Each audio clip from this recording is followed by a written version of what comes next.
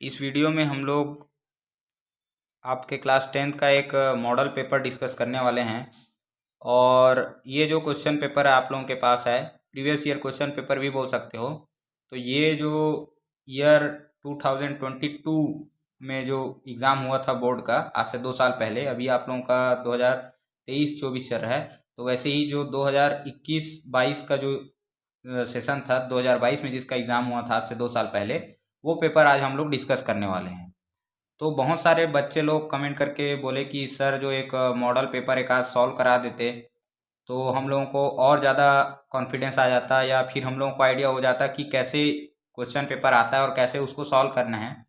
इससे पहले मैंने ऑलरेडी आप लोगों के लिए 2 इम्पोर्टेंट क्वेश्चन आंसर्स के वीडियो अपलोड कर दिए हैं हमारे इसी चैनल में, जोशी सर विज़न में। तो आप लोग एग्ज़ाम के पहले 2-3 दिन का आप लोगों को जो गैप मिला है, उसमें 1-1 घंटे का ये वीडियो है, वो दोनों वीडियो आप लोग ज़रूर से देख लीजिएगा। वो आप लोगों के लिए बहुत हेल्पफुल रहने वाला है। मैंने ट्राई किया है कि आप लोगों के लिए रिसर्च करके, एनालिसिस करके, जो 70 to 80% क्वेश्चन हैं आप लोगों को इसी सिलेबस से देखने से मिल जाएगा। तो इसमें हम लोग जो है एक मॉडल पेपर या प्रीवियस ईयर क्वेश्चन पेपर देखने वाले हैं कि कैसे आता है क्वेश्चन और कैसे आप लोगों को अटेंड करना है, ताकि उससे आप लोगों को और कॉन्फिडेंस बढ़े और अच्छे से चीज़ें जो है वो समझ में आ सके। तो इसको दोनों इंग्लिश मीडियम और हिंदी मीडियम वाले स्टूडेंट दोनों देख सकते हैं, क्योंकि क्वेश्चन पेपर दोनों लैंग्वेज में आता है। तो आप लोग जो है इसको अच्छे से देखिएगा, और इसके बाद भी अगर कुछ डाउट रहता है तो आप लोग बता सकते हैं। तो सबसे पहले आप लोगों को करना क्या है, जैसे आप लोगों का एग्ज़ाम जो है 9 बजे से स्टार्ट होना रहता है, 15 मिनट आप लोगों को आंसर शीट फिल करने, रोल नंबर लिखने के लिए टाइम दिया जाता है। तो आप लोग जो है प्रॉपर पहले क्वेश्चन को एक बार अच्छे से पढ़ लीजिएगा, है ना। ऐसे नहीं कि बस क्वेश्चन पेपर मिला और लिखना स्टार्ट कर दिए। सबसे पहले आप लोग यहाँ पर नोट दिए रहता है क्वेश्चन पेपर में, और यहाँ लिखे रहता है अटेम्प्ट ऑल द क्वेश्चंस। तो आप लोगों को पहली बात, कोई भी क्वेश्चन छोड़ना नहीं है, सब क्वेश्चन अटेम्प्ट करना है। जो क्वेश्चन आप लोगों को अच्छे से आता है, जिसका आंसर आप लोगों को पता है अच्छे से, तो उन क्वेश्चंस को आप लोग पहले अटेम्प्ट कीजिएगा। सीक्वेंस कोई मायने नहीं रखता है, लेकिन ट्राई करना है कि फर्स्ट से लेके लास्ट तक आप लोग इस पैटर्न में क्वेश्चन जो आंसर है उसको राइट करेंगे, ताकि जो चेक करने वाले जो टीचर हैं उनका मेंटलिटी अच्छा बना रहे। और जब आप लोग उन क्वेश्चंस को पहले लिखते हैं जो आप लोगों को अच्छे से आता है, तो टीचर को भी क्या होता है, चेक करने में आसानी होता है, और एक आप लोगों का अच्छा इंप्रेशन जाता है, तो अच्छे मार्क्स मिलने के ज़्यादा चांसेस रहते हैं। तो सबसे पहले आप जो है यहाँ पर जो भी इंस्ट्रक्शंस लिखे रहते हैं उसको पढ़ना है। तो यहाँ पर जो क्वेश्चन नंबर 1 है उसके बारे में बोला गया है कि ABC करके 3 खंड है और 3 सेक्शन है, और उसमें से पहला मल्टीपल चॉइस है, फिर उसके बाद में फिल इन द ब्लैंक्स है, और जो है मैच द कॉलम है ना, यानी कि खाली स्थान भरो और जो है जोड़ी बनाओ। तो ये सब क्या है, आप लोगों को पहले पढ़ लेना है। उसके बाद में क्वेश्चंस को, सब क्वेश्चंस को पहले 5 मिनट्स जो है आप लोगों को क्वेश्चन रीडिंग में देना है, क्वेश्चन पेपर को अच्छे से देखना है। उसके बाद, और ये 3 घंटे का जो समय है, आप लोगों को टाइम का स्पेशल ध्यान रखना है। कोशिश करना है कि 2.5 घंटे में या फिर 2 घंटे 45 मिनट में आपका क्वेश्चन बन के रेडी हो जाए। 5 मिनट इसको आप लोग दे देंगे क्वेश्चन पेपर रीड करने के लिए, तो 2 घंटे 40 मिनट में आप लोगों को क्वेश्चन सॉल्व कर लेना है, 2 घंटे 50 मिनट में। अब जो लास्ट का जो 10 मिनट रहेगा उसमें आप लोगों को एक बार चेक करना है आप जो बनाए हो वो सही है कि नहीं है, कोई क्वेश्चन छूटा तो नहीं है। कभी कभी क्या होता है, आप लोगों को क्वेश्चन का आंसर आते रहता है, लेकिन हम लोग जल्दीबाजी में कोई क्वेश्चन देख नहीं पाते हैं और वो छूट जाता है। तो ये सब चीज़ ना हो, इसलिए लास्ट में 10 मिनट आप लोगों को बचा कर रखना है क्वेश्चन चेक करने के लिए। तो इन सब चीज़ों का ध्यान रखते हुए चलिए स्टार्ट करते हैं। अब सबसे पहले क्वेश्चन जो है इसको सॉल्व करना। क्वेश्चन पेपर में आप लोग कभी भी जो आंसर शीट है उसमें क्वेश्चन नहीं लिखेंगे, केवल आपको आंसर लिखना है। तो सबसे पहले आप लोग क्वेश्चन नंबर जो है, आंसर नंबर अच्छे से डालेंगे। क्वेश्चन नंबर 1 है खंड अ, यानी कि सेक्शन ए है, पार्ट ए यहाँ पर लिखा गया है, choose and right the correct option. अब इसमें आपको 4 ऑप्शंस मिलेंगे, उसमें से आपको एक करेक्ट चूज करना है और उसका आंसर लिखना है। तो यहाँ पर फर्स्ट क्वेश्चन जो दिया गया है उसमें क्या पूछा गया है कि किसी भी देश के डेवलपमेंट के लिए, generally development of any country determined on what, तो किसी भी देश का जो विकास है, डेवलपमेंट है, वो किन चीज़ों पर, किन आधारों पर वो देखा जाता है। तो सबसे पहले एवरेज लिटरेसी रेट, चारों ऑप्शंस को अच्छे से पढ़ लेना है, उसके बाद ही टिक करना है। एवरेज लिटरेसी रेट यानी कि औसत साक्षरता दर, पढ़े लिखे कितने लोग हैं, हेल्थ ऑफ द पीपल, लोगों का स्वास्थ्य कैसा है, पर कैपिटा इनकम यानी कि क्या हो गया, प्रति व्यक्ति आय। तो आप लोगों को बताया गया है कि जो यूएनडीपी है ये क्या करता है, यूएनडीपी एक रिपोर्ट जारी करता है जिसको हम लोग क्या बोलते हैं, human development report, human development index. इसी के आधार पर किसी भी देश का क्या होता है, कितना डेवलपमेंट है वो हमको पता चलता है। तो आप लोगों को इसमें से 3 फैक्टर बताए हैं, लाई करके याद रखना करके, लाइफ एक्सपेक्टेंसी यानी कि इसी को बोलते हैं हेल्थ ऑफ, है ना, जीवन प्रत्याशा, उसके बाद पर कैपिटा इनकम, और ई से एजुकेशन, एजुकेशन एंड हेल्थ। तो ये 3 चीज जो हैं वो आप लोगों को ध्यान रखना है। तो इसका ऑप्शन क्या हो जाएगा, ऑल ऑफ दी अबो हो जाएगा, इसमें से सब सही हो जाएंगे। फिर इसके बाद सेकंड जो है, आधुनिक कृषि का दुष्परिणाम क्या है, what are the bad effect of modern agriculture. आजकल जो हम लोग खेती कर रहे हैं उसमें हम लोग क्या करते हैं, बहुत सारे केमिकल फर्टिलाइजर का यूज करते हैं, तो उसका बैड इम्पैक्ट क्या है पूछा गया है। तो जीवों की हत्या, किलिंग ऑफ ऑर्गेनिजम्स, खाद का कम उपयोग, लेस यूज ऑफ मैन्योर, भूमि की कम उत्पादकता, लो प्रोडक्टिविटी ऑफ सॉइल, और लास्ट क्या है, भूमि की उपजाऊपन में वृद्धि, increase in productivity of soil. तो बैड इफेक्ट पूछा है, बुरा प्रभाव क्या पड़ता है, तो केमिकल और फर्टिलाइजर का जो हम लोग यूज करते हैं तो इससे जो सॉइल में क्या रहते हैं, जो माइक्रो ऑर्गेनिजम्स रहते हैं, जो सूक्ष्म जीव रहते हैं, है ना, वो क्या होते हैं, क्योंकि एक प्रकार का जहर ही है तो इससे मर जाते हैं। तो इसका ऑप्शन क्या हो जाएगा, फर्स्ट जो है इसका करेक्ट ऑप्शन हो जाएगा, किलिंग ऑफ ऑर्गेनिजम्स। तो इससे जो जीव रहते हैं जैसे अर्थवर्म हो गया या बहुत सारे जीव जो फार्मर्स फ्रेंड कहे जाते हैं, उनकी हत्या हो जाती है। तो ये आपका ऑप्शन ए हो जाएगा। अब इसका आंसर आप लोग राइट कैसे करेंगे, तो आंसर नंबर 1 ऐसे करके लिख देंगे टॉप में या लेफ्ट हैंड साइड में। उसके बाद इसका कौन सा है, फर्स्ट है ना, या जैसे हम लोगों ने सेकंड ले लिया तो सेकंड का कौन सा ऑप्शन है, सेकंड का मान के चले ए ऑप्शन करेक्ट है। तो सेकंड का ए, केवल इतना ही नहीं लिखना है, उसके बाद जो ऑप्शन दिया गया है उसको भी लिखना है, killing of organisms, killing of organisms. तो ये आप लोगों का करेक्ट पैटर्न है आंसर लिखने का। बाकी आप लोगों को क्वेश्चन पूरा लिखने का, पूरा ऑप्शन लिखने का कोई जरूरत नहीं है। तो ऑप्शन मल्टीपल चॉइस ऑप्शंस को अच्छे से डील करेंगे। इसमें क्या होता है, कभी कभी हम लोगों को नहीं पता रहता है या समझ नहीं आता है, तो इसको लास्ट में अटेम्प्ट करिए जो क्वेश्चन नहीं समझ में आता है। और इसमें भी अगर कोई क्वेश्चन नहीं बनता है, समझ नहीं आता है, तो कम से कम आप लोग ऑप्शंस को पढ़ के 2 को एलिमिनेट करके, है ना, कम से कम में 2 में तुक्का लगा सकते हैं कि कम से कम ये हो सकता है, ऐसे करके छोड़ना कोई भी क्वेश्चन नहीं है। फिर उसके बाद पूछा गया है कि which metal was the first used by human being, मानव के द्वारा पहला जो यूज किया गया धातु कौन सा है। तो इसमें कॉपर, आयरन, गोल्ड और एल्यूमिनियम है ना। कॉपर को बोलते हैं तांबा, तो सबसे पहले जो है कॉपर यूज किया गया था, तांबा। आप लोगों ने हड़प्पा जो सिविलाइजेशन है उसके बारे में सुना होगा, सिंधु घाटी सभ्यता के उस टाइम में। तो उस टाइम में क्या किया गया था, कॉपर, आयरन नहीं आएगा, आयरन से पहले भी क्या किया गया था, कॉपर का यूज किया गया था। फिर इसके बाद जो नेक्स्ट क्वेश्चन है, फॉर्म्स ऑफ मनी आर, तो मनी के जो पैसे हैं, है ना, जो मुद्रा है उसका स्वरूप क्या क्या है। तो बैंक का जो करंट अकाउंट है वो है, सोना चांदी है, पशु है, एनिमल है, मकान है, हाउस है। तो इसमें क्या आ जाएगा, सोना चांदी आ जाएगा, यानी कि जो हमारा गोल्ड और सिल्वर है इसको हम लोग फॉर्म ऑफ मनी में भी कंसिडर करते हैं।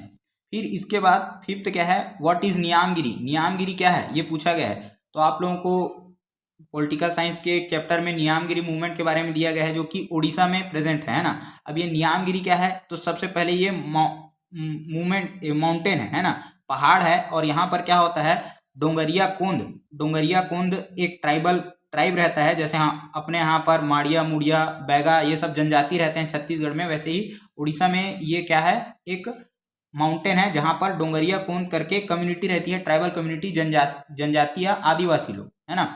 तो यहाँ पर एक मूवमेंट हुआ था। तो नियामगिरी क्या है, माउंटेन है, पर्वत है, ध्यान रखना है। मूवमेंट भी इसी के नाम पे हुआ था, लेकिन वो मूवमेंट नहीं है, वो माउंटेन है, ये ध्यान रखना है। फिर बॉक्साइट माइंस ये भी नहीं है, और किंग राजा ये भी नहीं है। तो आप लोग इस टाइप से क्या कर सकते हो, ये बॉक्साइट माइन ये खत्म हो जाएगा, किंग राजा ये खत्म हो जाएगा। अब इन दोनों में से कम अगर डाउट जा रहा है तो ऐसे आप लोग एलिमिनेट कर सकते हो। फिर इसके बाद जो है हम लोग देखते हैं 5 क्वेश्चन 5 मार्क्स के हैं, है ना। 1 × 5 ये क्या हो गए, 5 क्वेश्चन रहेंगे, एक नंबर के 5 मार्क्स के हो जाएंगे। फिर इसके बाद क्या है, क्वेश्चन 1 का ही सेकंड पार्ट है ना, पार्ट बी। इसमें क्या है, आप लोगों को मैच द फॉलोइंग करना है। तो सबसे पहले दिया है future energy, new deal, limestone, nuclear attack on Hiroshima Marshal Tito. अब आपको जो पता है उसको पहले मैच कर लेना है। जैसे न्यूक्लियर अटैक ऑन हिरोशिमा, तो हिरोशिमा में कब अटैक हुआ था, तो पहले इसमें कॉमन सेंस भी लगा के डेट को देख सकते हो। तो 6 अगस्त 1945 1945 को हिरोशिमा और नागासाकी में 9 अगस्त 1945 को क्या हुआ था, न्यूक्लियर अटैक हुआ था। कौन किया था, अमेरिका ने किया था। किसके ऊपर, जापान के ऊपर। ये ध्यान रखेंगे। फिर उसके बाद आप लोगों को नाम, नॉन अलाइन मूवमेंट में 5 लोगों का नाम ध्यान रखना है, ऐसे करके बताया था, जो वर्ल्ड लीडर थे। जो क्योंकि क्या हुआ था, एक कैपिटलिस्ट क्लास में बैठ गए थे पूंजीवादी लोग, और दूसरे लोग क्या हो गए थे, कम्युनिस्ट के साइड बढ़ गए थे, है ना। जो कि यूएसएसआर इसका लीडर हुआ करता था सेकेंड वर्ल्ड वार के बाद में, और कैपिटलिस्ट जो पूंजीवादी लोग थे उसका लीडर कौन था, अमेरिका था। तो इसमें अब जो दोनों पार्टी में शामिल नहीं हुए वो कहां पर शामिल हो गए, नॉन अलाइन मूवमेंट, हिंदी में इसको बोलते हैं गुट निरपेक्ष आंदोलन। तो इसके जो लीडर थे हमारे इंडिया से कौन थे, जवाहरलाल नेहरू। फिर जो मार्शल टिटो थे ये कहाँ से थे, तो यूगोस्लाविया से थे, है ना। तो इसको भी आपको कैसे लिखना है, ये जो मैच द कॉलम रहेगा, तो एक साइड तो आप लोग लिख लेंगे, उसके बाद सेकंड में ऐसे क्रीज क्रॉस नहीं करेंगे, मैच द कॉलम में नहीं करेंगे। जैसे फ्यूचर एनर्जी, भविष्य का एनर्जी क्या है, तो सोलर एनर्जी को हम लोग फ्यूचर का एनर्जी बोल सकते हैं, और बाकी में तो कोई एनर्जी नहीं है। तो आप लोग जब लिखेंगे तो सोलर एनर्जी लिखेंगे, फ्यूचर एनर्जी, और इसके सामने में सोलर एनर्जी लिखेंगे, है ना।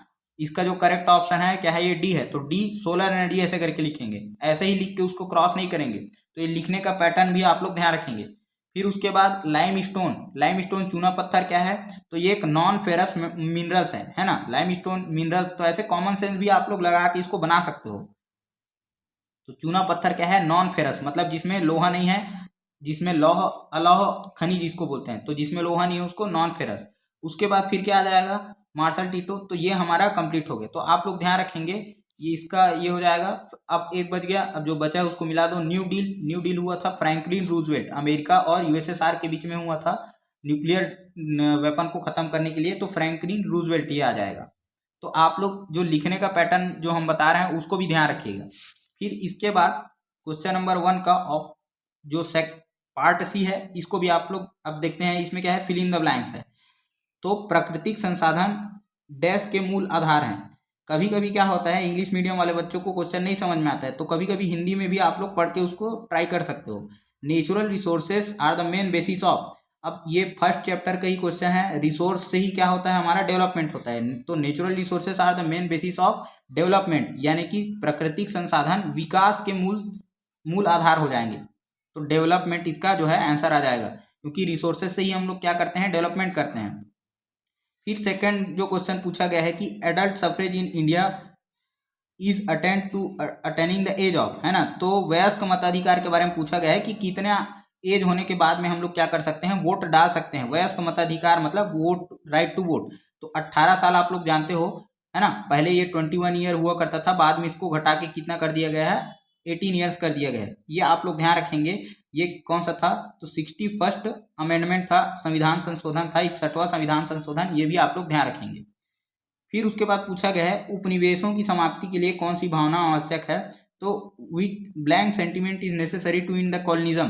तो इसमें आप लोगों ने नेशनलिस्ट मूवमेंट पढ़ा है, तो नेशनलिज्म यानी कि राष्ट्रवाद की भावना जो है लोगों के अंदर होना जरूरी है, कि हमारे देश को आज़ाद करना है हमको, है ना। तभी ये क्या करता है, बहुत बड़ा मूवमेंट का रूप लेता है ना, आंदोलन होता है, और उससे फिर क्या होता है, देश को आज़ाद हुआ था। जैसे हम लोगों ने बहुत सारे, इंडिया हो गया, अफ्रीका हो गया, इंडोनेशिया हो गया, ये वियतनाम हो गया, इन सब कंट्रीज के डीकोलोनाइजेशन के बारे में पढ़ा था। डीकोलोनाइजेशन इसी को एंड ऑफ कोलोनिज्म बोलते हैं, या उपनिवेशवाद की समाप्ति बोलते हैं हिंदी में। फिर इसके बाद अब यहाँ से हमारा क्या हो जाता है, फिर थर्ड जो इसी का थर्ड पोर्शन का 2 क्वेश्चन और बच गया। इसमें क्या है, the number of blank members in the ideal parliament should be 33%। अब 33% जो है ये क्या होना चाहिए, आदर्श संसद में बोला गया है। तो संसद में 33% किन की संख्या होनी चाहिए, तो पूछा गया है। तो वुमेन्स का जो नंबर है ये 33% होना चाहिए पार्लियामेंट में। अभी ये केवल विलेज जो पंचायत है, लोकल लेवल पर, है ना, जो स्थानीय स्वशासन जिसको हम लोग बोलते हैं, तो वहां पर 33% वुमेन्स को रिजर्वेशन है। पार्लियामेंट में यानी कि लोकसभा में अभी नहीं है ना। अभी ये बिल पास किया गया है। तो आप लोग ध्यान रखेंगे वुमेन्स का जो नंबर है रिजर्वेशन कम से कम 33% यानी कि 1/3 होना चाहिए। फिर इंडोसल्फेन क्या है ये पूछा गया है, तो इंडोसल्फेन ये फर्स्ट चैप्टर का ही है। ये इंडोसल्फेन क्या है, एक केमिकल पेस्टिसाइड है। केमिकल पेस्टिसाइड, पेस्टिसाइड मतलब क्या होता है, जो कीड़ों को मारने के लिए, पेस्ट मतलब क्या होता है, जो छोटे छोटे कीड़े मकोड़े रहते हैं उसको पेस्ट बोलते हैं। पेस्टिसाइड, इन कीड़ों को मारने के लिए जो केमिकल यूज किया जाता है उसी का नाम है इंडोसल्फेन। ये कहाँ पर, केरला में यूज किया गया था। जो कैसू जो होता है, काजू, उसका उत्पादन जो होता है, इसमें बहुत सारे कीड़े लग गए थे, पेस्ट लग गए थे, उसको मारने के लिए यूज किया गया था। तो इंडोसल्फेन क्या है ये आप लोग ध्यान रखेंगे।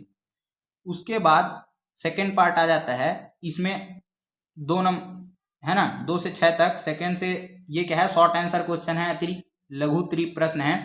इसमें आपको शॉर्ट में 2-3 लाइन में आपको आंसर देना है, मेन वर्ड में आंसर देना है। और ये कितने मार्क्स का रहेगा, 2 मार्क्स का रहेगा। तो 1 मार्क्स का हम लोगों ने कंप्लीट कर लिया, 15 मार्क्स। ये आप लोगों को ट्राई कीजिएगा कि 15 में से 15 आप लोग स्कोर कर सकें, है ना, इसमें नंबर कटने नहीं देना है। उसके बाद 2 मार्क्स का जो क्वेश्चन है, अब इसको शॉर्ट में लिखना है, 2 to 3 लाइन्स में लिखना है, इससे ज़्यादा में नहीं लिखना है। तो रिसोर्स किसको बोलते हैं, अब मैं यहाँ पर आप लोगों को आंसर लिख कर नहीं बताऊंगा, क्योंकि ये सब जितने भी क्वेश्चंस आए हुए हैं इसका मैंने ऑलरेडी जो इंपॉर्टेंट क्वेश्चन आंसर है वहाँ पर इसका क्वेश्चन आंसर क्या क्या है लिखने का पूरा बता दिया हूँ। यहाँ पर मैं आपको केवल एक्सप्लेन करूंगा और कैसे राइट करना है आप लोगों को इसके बारे में बताऊंगा, ताकि आप लोगों को एक अंडरस्टैंडिंग रहे क्वेश्चन कैसे आता है। तो what are the resources, resources या संसाधन किसे कहते हैं। तो ये अभी आप लोगों को बताया कि डेवलपमेंट के लिए, विकास के लिए क्या है, हमारे पास रिसोर्सेस का होना जरूरी है। रिसोर्सेस, संसाधन से ही हम लोग क्या करते हैं, डेवलपमेंट करते हैं, और इसके बिना हम लोग डेवलपमेंट नहीं कर पाएंगे। अब रिसोर्सेस क्या है, तो ऐसे सभी चीज है ना, ऐसे सभी थिंग्स जो ह्यूमन नीड्स को क्या करे, ह्यूमन नीड्स को सेटिस्फाई करे और हमारे लाइफ को ईजी बनाए, तो इसको हम लोग क्या बोल सकते हैं, रिसोर्स बोल सकते हैं। जैसे मिनरल्स हो गया, है ना, ये भी हमारे क्या हो जाएंगे, रिसोर्स हो जाएंगे। इसी से लोहा, है ना, चांदी, सोना, ये सब निकालते हैं, गोल्ड, सिल्वर, और इससे फिर हम लोग बहुत सारा चीज बनाते हैं। वैसे ही हम लोग मैन मेड भी रिसोर्सेज की बात कर सकते हैं, जैसे पुल हो गया, है ना, डैम्स हो गए, ब्रिज हो गए, पार्क हो गए। तो ये सब क्या करते हैं, हमारे ह्यूमन लाइफ को कंफर्ट प्रदान करते हैं, है ना, और हमारे लाइफ को अच्छा बनाते हैं। तो ये सब आप लोग रिसोर्सेज का डेफिनेशन में लिख सकते हो। फिर सिक्कों के प्रचलन से पूर्व व्यापार कैसे होता था, जो कॉइन्स है उसके आने से पहले ट्रेड कैसे होता था, व्यापार। तो आप लोगों को बार्टर सिस्टम बताए हैं। बार्टर सिस्टम क्या होता है, हिंदी में इसको बोलते हैं वस्तु विनिमय पद्धति, है ना। वस्तु विनिमय पद्धति क्या होता है, जिसमें एक्सचेंज ऑफ गुड्स होता है। यानी कि एक के पास अगर मान के चलो राइस है, चावल है, और इसको कपड़ा लेना है, तो ये कपड़े के व्यापारी के पास जाएगा, चावल या धान दे देगा, और बदले में क्या कर लेगा, ये क्या लेगा, ये कपड़ा ले लेगा। इसी को बोलते हैं बार्टर सिस्टम या वस्तु विनिमय पद्धति, वस्तुओं का आदान प्रदान, एक्सचेंज ऑफ गुड्स। यहाँ पर कोई भी पैसे का लेन देन या मनी का, सिक्कों का लेन देन नहीं होता था, तो पहले ऐसे ही होता था। तो ये main word keyword barter system या वस्तु विनिमय पद्धति आप लोग ध्यान रखेंगे। फिर वी उपनिवेशकरण, डीकोलोनाइजेशन क्या है, आप लोगों को पहले क्लास 9th में आप लोगों ने क्या पढ़ा था, कॉलोनाइजेशन मतलब एक देश के द्वारा दूसरे देश को गुलाम बनाया जाना, है ना, उसकी सॉवरेंटी को खत्म कर देना, यानी कि दूसरे देश के ऊपर कब्जा कर लेना, दूसरे देश को गुलाम बना लेना, ये क्या होता है, कॉलोनाइजेशन। अब इसका उल्टा कर दो, तो जो गुलाम गुलाम जो देश बनाया गया है ना, इसको क्या बोलते हैं, कॉलोनी बोलते हैं। और जिसने बनाया है इनको क्या बोलते हैं, इंपीरियलिस्ट नेशन। तो जो साम्राज्यवाद जो देश है, तो जब कॉलोनी जो है वो क्या करता है, अपने आप को आज़ाद कर लेता है, इंडिपेंडेंट कर लेता है, कॉलोनी को खत्म कर देता है, तो उसी को हम लोग क्या बोलते हैं, डीकोलोनाइजेशन, यानी कि उपनिवेशीकरण बोलते हैं। तो जब कॉलोनी के द्वारा इंपीरियलिस्ट नेशन को क्या कर दिया जाता है, भगा दिया जाता है, या इंडिपेंडेंट हो जाता है कॉलोनी, और अपना जो खुद का सॉवरेंटी प्रोवाइड कर लेता है, गेन कर लेता है, तो उसी को हम लोग क्या बोलते हैं, डीकोलोनाइजेशन बोलते हैं। फिर इसके बाद in India which metallic mineral is found most, तो सबसे ज़्यादा इंडिया में मेटालिक मिनरल कौन सा पाया जाता है। तो आप लोगों ने आयरन, मेटालिक मिनरल्स के बारे में पढ़ा होगा। तो कुछ कुछ क्वेश्चन क्या होता है, आप लोग को कॉन्सेप्ट बेसिस पे होता है, जो डायरेक्टली बुक में क्वेश्चन आंसर में आपको नहीं मिलेगा। तो आयरन जो ओर है, ये सबसे ज़्यादा हमको मेटालिक मिनरल्स के फॉर्म में देखने के लिए मिलता है। और आप लोग कहाँ कहाँ मिनरल मिलता है ये आप लोग ध्यान रखेंगे। जैसे छत्तीसगढ़ में आप लोगों को बताए हैं, तो छत्तीसगढ़ में बस्तर वाला एरिया, बैलाडीला, है ना, ये सब आप लोग ध्यान रखेंगे, किरंदुल, बचेली। फिर वैसे ही झारखंड में बताए हैं, उड़ीसा में बताए हैं, मयूरभंज वगैरह। तो ये जितने भी हैं, है ना, सिंहभूम झारखंड में, तो ये ध्यान रखेंगे। कर्नाटका हो गया, कुद्रेमुख को यहाँ पर मिलता है। तो ये आप लोग एक एडिशनल पॉइंट में ध्यान रखेंगे। तो आयरन और सबसे ज़्यादा मिलता है हमारे इंडिया में मेटालिक मिनरल। मेटालिक मिनरल क्या होता है, जो जिसमें मेटल की क्वांटिटी रहती है। मेटल क्या होता है, जिसको हम लोग ठोक पीट सकते हैं, जिसमें साउंड प्रॉपर्टी होता है, सोनरस होता है, साइंस में आप लोग पढ़ते होंगे, है ना। वो मेटल के प्रॉपर्टीज में होते हैं, उसको मेटालिक मिनरल बोलते हैं। मेटालिक मिनरल भी टू टाइप का होता है, एक होता है फेरस और दूसरा होता है नॉन फेरस। फेरस मतलब जिसमें आयरन है, नॉन फेरस जिसमें आयरन नहीं है। फिर इसके बाद नेक्स्ट क्वेश्चन आता है, क्वेश्चन नंबर 6। ये अभी 2 मार्क्स के क्वेश्चन ही चल रहे हैं, जिसका आंसर शॉर्ट में देना है आपको, ज्यादा लंबा चौड़ा नहीं लिखना है। कितना भी लंबा लिखोगे एक पेज तो 2 ही नंबर मिलेगा, तो इसीलिए जितना पूछा गया है उतना शॉर्ट एंड स्वीट आंसर देना है कीवर्ड में।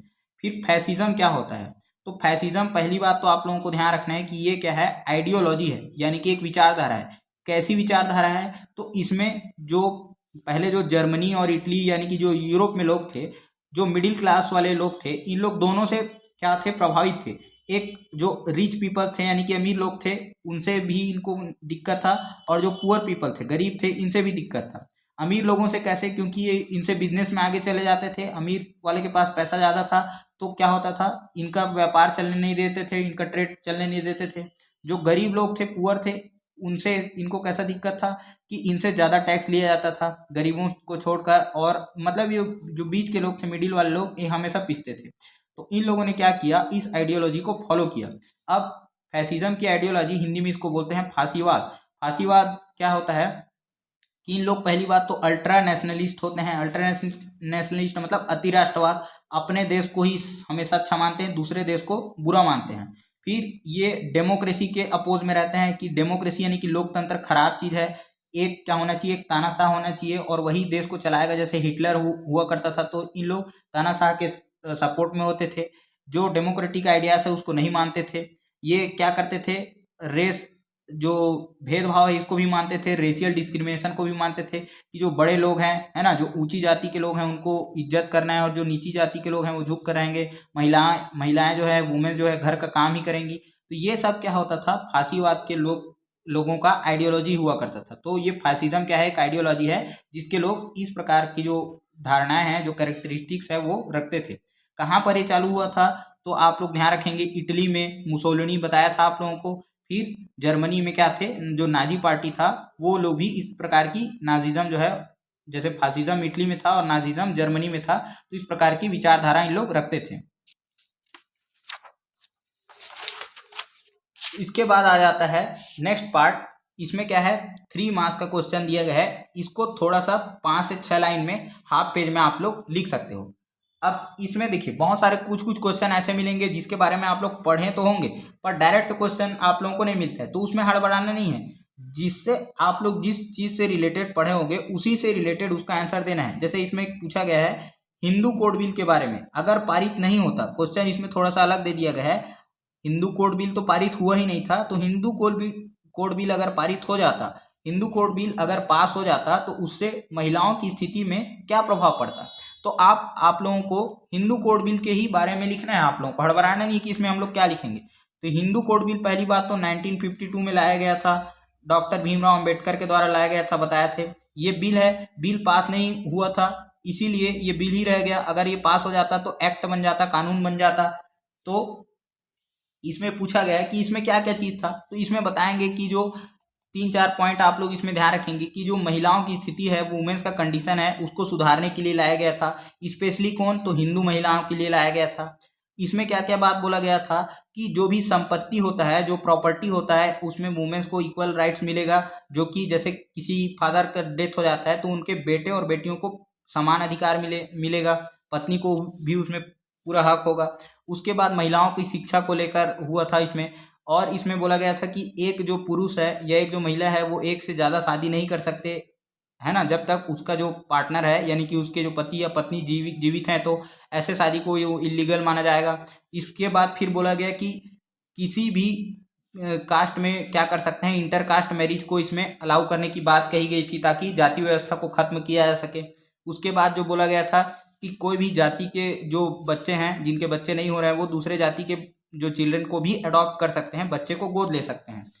तो ये सब इसमें पॉइंट्स है, तो इसको पॉइंट को आप लोग लिख सकते हैं। उसके बाद इसमें बोला गया कि अगर पास हो जाता तो क्या होता, तो महिलाओं की स्थिति अच्छी हो जाती, भेदभाव कम हो जाता, जो हमारे समाज में जो डिस्क्रिमिनेशन हम लोग देखते हैं वो बहुत हद तक खत्म हो जाता, महिलाओं की स्थिति अभी जो है उससे और कहीं अच्छी हो जाती। तो ये सब थोड़ा सा अपने माइंड से सोच कर लिखना है। फिर इसके बाद का नेक्स्ट क्वेश्चन क्या है, भारतीय स्वतंत्रता आंदोलन और अफ्रीका के स्वतंत्रता आंदोलन, मतलब कि इंडिया का जो फ्रीडम मूवमेंट था और अफ्रीका का फ्रीडम मूवमेंट, इन दोनों में क्या सिमिलैरिटीज थे और क्या डिसिमिलैरिटीज थे, क्या अंतर थे और क्या उसमें समानताएं थी, ये बताना है आप लोगों को। तो अब फिर यहाँ पर वही आगे कंपैरिजन करना है। तो इंडिया का आप लोग को मूवमेंट लिखना है और इधर क्या लिखना है, अफ्रीका का मूवमेंट लिखना है।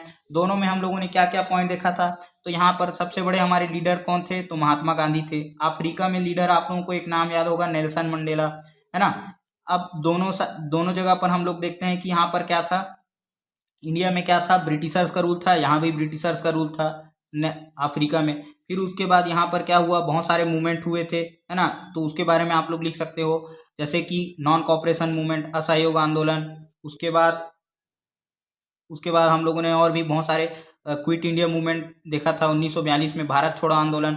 उसी प्रकार से यहाँ पर क्या था, अब डिसिमिलैरिटीज क्या हो जाएगा, तो मेनली अफ्रीका में क्या था, रेशियल डिस्क्रिमिनेशन था। रेशियल डिस्क्रिमिनेशन मतलब गोरे और काले के बीच में, व्हाइट और ब्लैक के बीच में भेदभाव हुआ करता था। ब्लैक पीपल्स को राइट नहीं था कहीं भी जाने का, वोट देने का, या साथ में व्हाइट पीपल्स के साथ ट्रैवल करने का। तो ये सब क्या था, जबकि इंडिया में भी क्या था, हमारे यहाँ पर रेशियल डिस्क्रिमिनेशन था लेकिन कम था। तो ये आप लोग पॉइंट्स को आप लोग इसमें लिख सकते हो। तो ये जो डीकॉलोनाइजेशन वाला चैप्टर है उससे आप लोग इसको क्वेश्चन आंसर को देखकर अच्छे से लिख सकते हो। फिर नेक्स्ट जो क्वेश्चन है, नियामगिरी मूवमेंट, है ना, नियामगिरी सत्याग्रह जो हुआ था, उसके जीत का श्रेय किसे किया जाता है। तो ऐसे क्वेश्चन में आप लोगों को नियामगिरी सत्याग्रह के बारे में पहले पूरा पता होना चाहिए, उसका स्टोरी लिखेंगे, उसके बाद में जो क्वेश्चन पूछा गया है उसके बारे में लिखेंगे। तो अभी आप लोगों को बताया था कि नियामगिरी क्या है, तो नियामगिरी एक माउंटेन है, कहाँ पर है, ये उड़ीसा में है। अब यहाँ पर क्या था, बॉक्साइट। बॉक्साइट किसका और होता है, तो एल्यूमिनियम, बॉक्साइट से एल्यूमिनियम निकाला जाता है। तो यहाँ पर वेदांता ग्रुप करके एक कंपनी थी, उसको सरकार लीज में दे देती है। वहाँ पर क्या रहता है, जंगल रहता है, माउंटेन जंगल से घिरा रहता है। यहाँ पर कौन सी जनजाति पाई जाती है, तो यहाँ पर डोंगरिया कोंध करके जनजाति पाई जाती है। उन लोगों ने इसका विरोध किया और एक सत्याग्रह किया, पूरे जंगल को चारों तरफ से चैन बनाकर जो लोगों के द्वारा क्या किया गया, सत्याग्रह किया गया और घेर लिया गया और बोला गया कि हम लोग इसको काटने नहीं देंगे, यहाँ पर माइनिंग करने नहीं देंगे। तो ये क्या हो गया, यही क्या था, नियामगिरी सत्याग्रह था। और इसके जीत कर श्रेय किसको दिया जाता है, तो वहाँ के लोगों को दिया जाएगा, ट्राइबल जो पीपल्स थे, क्योंकि उन लोगों ने क्या किया, एक साथ मिलकर एकजुट हुए, यूनाइट हुए और अपने जो जगह था, अपने जो फॉरेस्ट था, अपना जो माउंटेन था, उसका रक्षा किया, है ना। फिर इसके बाद में सूखे की स्थिति में कृषक व मजदूर जीवन यापन के लिए किन कारकों पर निर्भर रहते हैं। अब देखो, ऐसा क्वेश्चन क्या होता है, थोड़ा आप लोगों को सोच समझ कर लिखना रहता है। ड्रॉट जब सूखा पड़ता है तो उसमें फार्मर्स और लेबर्स किस प्रकार है ना, अपने जीविका चलाते हैं। तो ये चैप्टर भी इसी से रिलेटेड है, आप लोग पढ़े होंगे तो याद होगा। तो गर्मी के दिनों में क्या होता है, जैसे फार्मर्स हो गया, लेबर्स हो गया, जहाँ पर सूखा पड़ जाता है, तो वहाँ पर सरकार उनके लिए क्या करती है, तो यहीं पर वेलफेयर स्कीम चलाती है, मतलब जनता की भलाई के लिए। जैसे आप लोगों ने सुना होगा, महात्मा गांधी मनरेगा जो है ना, Mahatma Gandhi national rural employment guarantee act, जिसको हम लोग गोदी भी बोलते हैं लोकल उसमें। तो जो मनरेगा जो है वो किसानों के पास उस समय खेती करने के लायक कुछ नहीं होता और लेबर्स के पास भी कुछ नहीं होता। तो इन लोग क्या करते हैं, सरकार इनको पैसा देने के लिए कम से कम राहत कार्य चलाती है, जैसे तालाब गहरीकरण हो गया, तालाब निर्माण हो गया, गांव में सड़क बनाना हो गया। इस प्रकार के जो काम है वो मनरेगा योजना के तहत जो है काम कराया जाता है लोगों से, ताकि लोगों के पास कुछ पैसा पहुंचाया जा सके और उनके जीवन यापन का जो सुविधा है उसको जीवित रखा जा सके करके। और आप लोग इसमें अपने तरफ से भी कुछ पॉइंट ऐड कर सकते हो। फिर इसके बाद 4 मार्क्स का जो क्वेश्चन है, ये अब लॉन्ग आंसर क्वेश्चन में आ गया, है ना। इसमें आप लोग कम से कम 1 पेज लिखना ही है आप लोगों को, है ना। तो ये 4 क्वेश्चन दिए गए हैं, तो आप लोग जो क्वेश्चन आता है उसको अच्छे से अटेम्प्ट करेंगे, है ना। और यहाँ पर भी देखिए 1 1 1 ऐसे करके, तो इसको पॉइंट वाइज भी अब आप लोग को लिखते चलेंगे। यहाँ पर तो क्या था, शॉर्ट आंसर क्वेश्चन तक आप लोग ऐसे ही पैराग्राफ में लिख सकते हो, लेकिन लॉन्ग आंसर जो क्वेश्चन है उसको कोशिश करना है कि उसको पॉइंट वाइज ही लिखना है, ताकि पॉइंट वाइज लिखने से चेक करने वालों को भी आसानी होता है, आपको भी लर्न करने में आसानी होगा पॉइंट वाइज क्वेश्चन आंसर्स को। तो नेक्स्ट जो क्वेश्चन है वो क्या है, राष्ट्रवाद और अति राष्ट्रवाद में अंतर क्या है। नेशनलिज्म और हाइपर नेशनलिज्म, या इसको हम लोग बोल सकते हैं अल्ट्रा नेशनलिज्म, इन दोनों में डिफरेंस क्या है। तो आप लोग जब भी डिफरेंस पूछेगा तो दोनों तरफ कॉलम बना के इसको लिखना है, खंड बना के, एक तरफ नेशनलिज्म लिख लिए, एक तरफ अल्टर नेशनलिज्म। तो पहली बात, नेशनलिज्म क्या होता है? देशभक्ति की जो भावना है, पैट्रियोटिज्म की जो भावना है, उसी को हम लोग क्या बोलते हैं? नेशनलिज्म। अल्टर नेशनलिज्म क्या है? मतलब हमारा ही देश अच्छा है, दूसरा देश बुरा है ना। अपने कंट्री को क्या करना? अप्रिसिएट करना, लेकिन साथ साथ दूसरे कंट्री को क्या करना? डिमोटिवेट करना, उसकी बुराई करना। ये अल्टर नेशनलिज्म है। फिर उसके बाद नेशनलिज्म अच्छी चीज है, अल्ट्रा नेशनलिज्म बुरी चीज है। इससे क्या होता है? नेशनलिज्म क्या है? सब देश के लिए जरूरी है, लेकिन अल्ट्रा नेशनलिज्म से उस देश के लोगों को भी घाटा होता है। जैसे नेशनलिज्म हम लोग देख सकते हैं इंडिया में, अल्ट्रा नेशनलिज्म हम लोग देख सकते हैं कहाँ पर? जर्मनी में जो हिटलर था, या इटली में हम लोग देख सकते हैं। फिर नेशनलिज्म में क्या होता है? देश जो है डेमोक्रेटिक डेवलपमेंट आइडिया के साथ चलता है। अल्टर नेशनलिज्म में ये लोग एक्सट्रीम पोजीशन में चले जाते हैं, डिक्टेटरशिप को प्रमोट करते हैं, है ना, या लोग जो है वो रेशियल डिस्क्रिमिनेशन करने लग जाते हैं, हिंसा वायलेंस को इन लोग ज़्यादा बढ़ावा देते हैं, है ना। नेशनलिज्म में अपने देशभक्ति राष्ट्रभक्ति की बात होती है ना। और यहाँ पर देश जो है सर्वोपरि दोनों में होता है, लेकिन यहाँ पर कोई एक्सट्रीम कंडीशन नहीं होता है। तो ये मेन डिफरेंस होता है राष्ट्रवाद और अति राष्ट्रवाद। तो कम से कम जो 4 मार्क्स का क्वेश्चन है, तो इसमें 4 से 5 पॉइंट आप लोग इस टाइप से बना के लिख सकते हो। तो आप लोगों का जो नंबर कटने का जो चांस है वो बिल्कुल कम हो जाएगा, और अच्छे से अच्छा आप लोग स्कोर गेन कर सकते हो। फिर इसके बाद जो है नेक्स्ट क्वेश्चन क्या है? इसी में और करके दिया जाता है। और मतलब आपको लॉन्ग आंसर क्वेश्चन में ऑप्शन दिया जाता है। अगर एक क्वेश्चन नहीं आ रहा है तो आप लोग दूसरा क्वेश्चन अटेम्प्ट कर सकते हो। तो दोनों क्वेश्चंस को देख लेना, अच्छे से सोच समझ लेना कि कौन सा क्वेश्चन हमको आता है, कौन सा क्वेश्चन हम लोग ज़्यादा अच्छे से लिख सकते हैं। तो जो आप लोगों ने पढ़ा है, अच्छे से आता है, उसको आप लोगों को लिखना है। इसके बाद जो है वो क्या है? इसी का ऑप्शन में दिया गया है हाइड्रो पावर, यानी कि पन बिजली, पानी से जो बिजली बनाया जाता है वो, और ताप बिजली मतलब कि थर्मल पावर प्लांट, मतलब जो कोयले से बिजली बनाया जाता है उसको थर्मल पावर बोलते हैं। दोनों में अंतर लिखना है। तो फिर वही डिफरेंस वाला आ गया, मतलब आप लोगों को एक साइड लिख देंगे हाइड्रो इलेक्ट्रिसिटी, उसके बाद हाइड्रो मतलब वाटर, उसके बाद दूसरा क्या है? Thermal power plant. Hydro electricity water से बनाया जाता है, थर्मल पावर प्लांट अभी बता दिया आप लोगों को किससे बनाया जाता है? कोयला को जलाकर बनाया जाता है। फिर इससे क्या होता है? जो हाइड्रो इलेक्ट्रिसिटी, इसके लिए डैम कंस्ट्रक्ट करना पड़ता है ना। और थर्मल पावर प्लांट के लिए, थर्मल एनर्जी के लिए हमको थर्मल पावर प्लांट बनाना पड़ता है। कोरबा वगैरह, जैसे कोरबा को एनर्जी सेक्टर बोलते हैं ना, तो वहाँ पर बिजली बनाया जाता है कोयला को जलाकर, तो उसके लिए पावर प्लांट बनाना पड़ता है। फिर उसके बाद जो हाइड्रो इलेक्ट्रिसिटी है, इससे क्या होता है? पॉल्यूशन वगैरह नहीं होता है ज़्यादा, है ना। और यहाँ पर जो हमारा थर्मल पावर प्लांट है, इसमें बहुत ज़्यादा पॉल्यूशन होता है, कार्बन डाइऑक्साइड होता है, निकलता है, जो हमारे इन्वायरमेंट को नुकसान पहुंचाता है, क्योंकि ये कार्बन कार्बन को हम लोग जलाकर बना रहे हैं ना, कोयले को, तो इसीलिए यहाँ पर पॉल्यूशन होता है। फिर इसमें इंस्टॉलेशन कॉस्ट बहुत ज़्यादा आता है। जो हाइड्रो इलेक्ट्रिसिटी है, इसमें बहुत ज़्यादा पैसा खर्च होता है, डैम बनाने में, कंस्ट्रक्ट करने में, पावर प्लांट बनाने में भी पैसा खर्च होता है, लेकिन कंपेरेटिवली कम खर्च होता है। एनर्जी हमको थर्मल पावर प्लांट में ज़्यादा मिलता है, एनर्जी हमको थर्मल पावर प्लांट में ज़्यादा मिलता है। यहाँ पर इसके कुछ कुछ लिमिटेशंस होते हैं, जैसे पानी आ गया, पानी ज़्यादा है तो हम लोग टरबाइन उसमें चला के बिजली बना सकते हैं। लेकिन जो हाइड्रो इलेक्ट्रिसिटी है, उसके बहुत सारे क्या होते हैं? लिमिटेशंस होते हैं, जिसके कारण हमको एनर्जी उतना एफिशिएंट नहीं रहता, और एनर्जी कम एनर्जी हमको मिलता है। तो ये 5-6 पॉइंट आप लोग क्या कर सकते हो? आप लोग लिख सकते हो, जो डिफरेंस दिया गया है ऐसे करके। जब भी डिफरेंस देगा आप लोग ध्यान रखेंगे, उसको ऐसे ही 2 सेक्शन में बांट के आप लोग क्या करेंगे? उसको डिफ्रेंशिएट करेंगे, समानता या असमानता दिखाएंगे। फिर एक क्वेश्चन आया है, महिलाओं की बेहतर शिक्षा के लिए और क्या क्या उपयोग करने चाहिए? अपने विचार लिखिए। अब ये क्वेश्चन ऐसा है कि इसका आंसर आपको बुक में नहीं दिया जाएगा, और ये कुछ क्वेश्चन आप लोगों को साइंस हो या कोई सा भी सब्जेक्ट हो, अपने से, क्योंकि बच्चा जो पढ़ा है उससे क्या सीखा है, इसके बेसिस पर 2-4 क्वेश्चन दिया जाता है। तो ये क्वेश्चन अपने माइंड से लिखना है।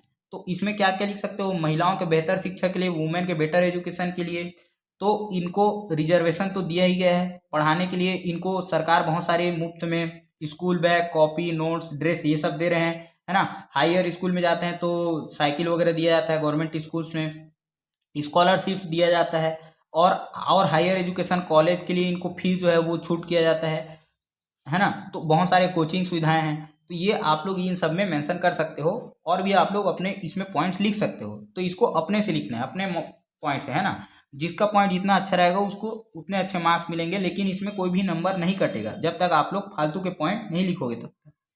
फिर वैसे ही एक और जो क्वेश्चन है इसी के और में दिया गया है, या तो आप लोग ये लिख लीजिए या ये लिख लीजिए। अनुच्छेद लिखना है, पैराग्राफ लिखना है, भारत को कैसे विकसित किया जा सकता है, इंडिया को कैसे डेवलप और किया जा सकता है।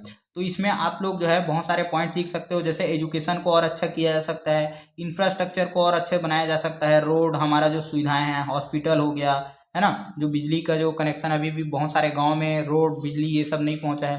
फिर उसके बाद में आप लोग शिक्षा का स्तर बता सकते हो, वुमेन्स को और हम लोग और अच्छा, गर्ल्स को और फैसिलिटी दे सकते हैं, ये बोल सकते हो।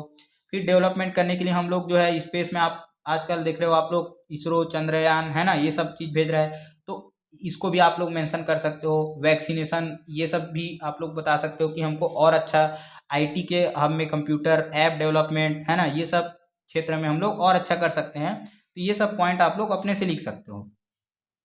फिर उसके बाद जो क्वेश्चन है वो क्या है, ये भी 4 मार्क्स का क्वेश्चन है। जर्मनी कैसे डिफीट हुआ फर्स्ट वर्ल्ड वॉर में। फर्स्ट वर्ल्ड वॉर में जो प्रथम विश्व युद्ध था, जर्मनी कैसे पराजित हुआ। तो अब इसमें इसका पोथी पुराण पूरा काल, है ना, इसका जो पूरा चिट्ठा है वो आप लोग को लिखना है, क्योंकि लॉन्ग आंसर क्वेश्चन है तो 1-1.5 पेज झेला के अच्छे से लिखना है आप लोगों को। लेकिन इसमें भी क्या करना है, आप लोगों को पॉइंट वाइज अच्छे से लिखना है, डेट जो है मेंशन करना है, ध्यान रखना है। स्टोरी लिखना है, इसका मतलब ये नहीं कि जो है कथा कहानी लिखे जा रहे हैं, बीच में गाना वाना लिख दिया, ऐसा बिल्कुल भी नहीं करना है। तो सबसे पहले आप लोग बताना है कि कब से स्टार्ट हुआ था। तो 1914 से लेकर 1918 तक वर्ल्ड वॉर 1 चलता है। फिर इसमें कौन कौन से ग्रुप थे, ग्रुप का नाम बताना, जैसे एक तरफ थे अलाइड पावर्स, दूसरे तरफ कौन थे तो सेंट्रल पावर्स। इसमें कौन कौन से कंट्री थे, यूके, फ्रांस, यूएसए, ये बताना है। सेंट्रल पावर्स में कौन थे तो है ना, सर्बिया भी इधर ही था, ध्यान रखना है, यूएसएसआर। उसके बाद ऑस्ट्रिया हंगरी, जर्मनी और जो भी कंट्रीज थे उनका जो है सेंट्रल पावर्स में ऑटोमन एम्पायर जो था, टर्की, वो लिखना है। इसके बाद अब स्टोरी बताना है आप लोगों को। तो ऐसे करके लॉन्ग आंसर आप लोग बता सकते हो। सबसे पहले सर्बिया और किसका जो ये फाइटिंग था, ऑस्ट्रिया हंगरी सर्बिया का जो ऑस्ट्रिया हंगरी का आर्कड्यूक था, सर्बिया में गया था, उसको मार दिया जाता है। फिर उसके बाद वहीं से क्या होता है, सीक्रेट ट्रीटीज होते हैं जिसके कारण फर्स्ट वर्ल्ड वॉर स्टार्ट हो जाता है। अब लेकिन लास्ट में पूछा क्या गया है कि जर्मनी कैसे हारता है। जर्मनी बहुत ज़्यादा पावरफुल हो जाता है। उसके बाद में फिर जर्मनी क्या एक गलती कर देता है, इसने एक साथ यूके, फ्रांस और यूएसएसआर को हरा दिया था। लेकिन 1917 में क्या हो रहा था, जो यूएसए था, अमेरिका जो था, है ना, अमेरिका क्या था, वो खुद तो डायरेक्ट नहीं लड़ रहा था, लेकिन यूके यानी कि ब्रिटेन और फ्रांस को क्या कर रहा था, ये मेडिसिन और गोला बारूद ये सब सप्लाई कर रहा था, आर्म जो है ना। उसके कारण क्या हो गया, ये जर्मनी उस पर भड़क गया और उसने अमेरिका के जो शिप पर अटैक कर दिया। लेकिन हुआ क्या, अमेरिका में उस समय उसमें कौन कौन जा रहे थे, पैसेंजर जा रहे थे। पैसेंजर मतलब इसमें अमेरिका के आदमी मर जाते हैं। तो इसने धोखे से सामान पर अटैक कर रहा हूँ करके जर्मनी ने क्या कर दिया, पैसेंजर शिप पर अटैक कर दिया। इसके कारण अब अमेरिका गुस्सा हो गया और 1917 में क्या होता है, वर्ल्ड वॉर 2 में वो उतर जाता है और एक ही साल में जर्मनी को निपटा देता है। तो 1918 में क्या होता है, जर्मनी का खेल खत्म हो जाता है, तो जर्मनी ऐसे हार जाता है। उसके बाद प्रथम विश्व युद्ध का जन सामान्य पर क्या प्रभाव पड़ा। फर्स्ट वर्ल्ड वॉर का जो जनरल पब्लिक था वो कैसे इससे क्या हुए, प्रभावित हुए, क्या उन उन उन पर इम्पैक्ट रहा। तो अब आप लोग इसका रिजल्ट कॉन्सिक्वेंस लिख सकते हैं। जैसे इसके कारण बहुत सारे लोग क्या हो गए, ऑर्फेन हो गए, बहुत बहुत सारे बच्चे अनाथ हो गए, बहुत सारे जो वुमेन्स थे उनके हस्बैंड का डेथ हो गया, उनके बच्चों का डेथ हो गया। इन लोग बहुत क्या करते थे, है ना, जब एक्सट्रीम यहाँ पर इमरजेंसी वाला सिचुएशन में इनको रहना पड़ता था। यूएसएसआर में बताया थे कि यहाँ पर क्या हुआ, क्या हो गया था, अक्टूबर रिवॉल्यूशन था। वहाँ पर आप लोगों ने रशियन रिवॉल्यूशन में पढ़ा होगा, जो जार था, लोग उसके खिलाफ प्रोटेस्ट करने लग गए थे। लोगों के पास खाने की कमी हो गई थी, है ना, जो फूड था उसकी स्कैरिटी हो गई थी, खाने का कमी हो गया था लोगों के पास। क्यों, क्योंकि जो भी खाना होता था वो सब युद्ध के मैदान में भेज दिया जाता था, क्योंकि सैनिकों को लड़ना है तो उनके पास खाना जो है अवेलेबल होना चाहिए। तो आम जनता इससे परेशान हो जाती थी, है ना। उसके बाद जो वुमेन्स है, इन लोग कहाँ पर चलने लग गए, फैक्ट्री में जाने लग गए। वुमेन्स का कंडीशन आप लोग लिख सकते हो कि इन्होंने अपना जो रिस्पॉन्सिबिलिटी समझा, फिर इन्होंने अपने राइट्स का डिमांड करना स्टार्ट किया। तो ये सब जो पॉइंट्स है, आप लोग इनको पॉइंट बना के 2-2 4-4 लाइन एक्सप्लेन कर सकते हो। तो ऐसे आप लोगों का अच्छा खासा जो है वो लॉन्ग आंसर क्वेश्चन तैयार हो जाता है। अब आप लोग जो ज्योग्राफी है ना, ज्योग्राफी है, इसमें 3-4 जो चैप्टर्स हैं, इसमें आप लोगों को बार ग्राफ है ना, या जो पाई चार्ट है ये दिया गया है, इसको अच्छे से देखिएगा। ये क्वेश्चन पूछा जाता है आप लोगों से और ये बहुत इजी क्वेश्चन है और आप लोग इसमें आराम से 4 मार्क्स 5 मार्क्स जो है अटेंड कर सकते हो। तो यहाँ पर जो बार ग्राफ दिया गया है इसको देखना है हिस्टोग्राम, और इसका आंसर देना है जो आगे जो पूछा गया है उसको। तो इसमें क्या क्या है इसको देखकर इसका आंसर देना है। सबसे पूछा गया है नेम द गिवन डायग्राम, यहाँ पर जो दिखाया गया है इस आरेख का नाम क्या है। तो अब आप लोग पढ़े भी नहीं है तो सेकंड वाला क्वेश्चन इसको छोड़ के सेकंड वाला पढ़ोगे तो आपको आंसर मिल जाएगा, है ना। Which country uses the most energy. अब देखो एनर्जी का बात किया जा रहा है, मतलब ये कहीं ना कहीं एनर्जी का डायग्राम होगा। फिर उसके नीचे में अगर आप लोग पढ़ोगे तो what is the per capita energy consumption in India. अब देखो ये मिल गया ना, energy consumption India per capita कितना है, तो इसी का ये डायग्राम है। तो फर्स्ट क्वेश्चन का आंसर क्या हो जाएगा, ये डायग्राम किसका है, पर कैपिटा एनर्जी कंजम्पशन का है, ठीक है, वर्ल्ड में। अब सेकंड का क्या हो जाएगा, which country uses the most energy. अब सबसे ज़्यादा एनर्जी कौन यूज़ कर रहा है, तो देखेंगे जिसमें जिसका सबसे ज़्यादा है वही यूज़ कर रहा है, तो यूएस। तो अमेरिका का सबसे ज़्यादा हो जाएगा, तो इसका आंसर क्या लिख देंगे, यूएस। कितना है वो भी ब्रैकेट में लिख सकते हो, 7032, तो 7032 करके इसमें आप लोग ये ऐसे भी लिख सकते हो। उसके बाद क्या हो जाएगा, which country consume least energy in the given diagram. अब सबसे कम किसका है, तो सबसे कम जो है देख लेंगे, तो ये किसका है, बांग्लादेश का है। तो बांग्लादेश जो है सबसे कम हो जाएगा 205, ऐसा आप लोग लिख सकते हो। फिर अगर ये नहीं बनाना है तो आपके पास और एक ऑप्शन है, ये दिया गया भारत में लिंगानुपात सेक्स रेशो इन इंडिया। तो इसका जो है आप लोग डायग्राम अच्छे से देखेंगे, उसके बाद इसका जो है आंसर देंगे। तो इसमें क्या दिया गया है, सबसे अधिक लिंगानुपात किस दशक में रहा है, तो सबसे ज़्यादा जो सेक्स रेशो है ये देखना है किस में है। तो ये आप लोग देख के पहचान सकते हो कि 1901 में है। तो सबसे हाईएस्ट सेक्स रेशो 1901 में हो जाएगा। विच डिकेड, डिकेड मतलब क्या होता है, दशक, 10 साल का जो ईयर रहता है उसको डिकेड बोलते हैं। लोएस्ट सेक्स रेशो, अब लोएस्ट यानी कि सबसे कम किस में रहा है, तो आप लोग देख सकते हो, तो ये 927, तो ये कब है, 1991 में क्या है, ये सबसे कम है। कितना है उसको भी ब्रैकेट में लिख सकते हो, 927 ऐसे करके, इससे और क्लियर हो जाता है। हाईएस्ट कितना है, 972, तो ये भी आप लोग ऐसे लिख सकते हो। उसके बाद सेक्स रेशो क्या है ये ध्यान रखेंगे, तो ये नंबर ऑफ वुमेन्स पर 1000 मेंस, है ना, 1000 पुरुषों में महिलाओं की संख्या कितनी है। जैसे मान के चलो अगर हम लोग यहाँ पर बोल रहे हैं 972 है, तो 972 का मतलब क्या है कि 1901 में 1901 में क्या था, अगर हम लोग 1000 मेल मेंबर लेंगे, पुरुष लेंगे, तो उसके मुकाबले महिलाओं की संख्या कितनी है, 972 ही है, यानी कि महिलाओं की संख्या कम है।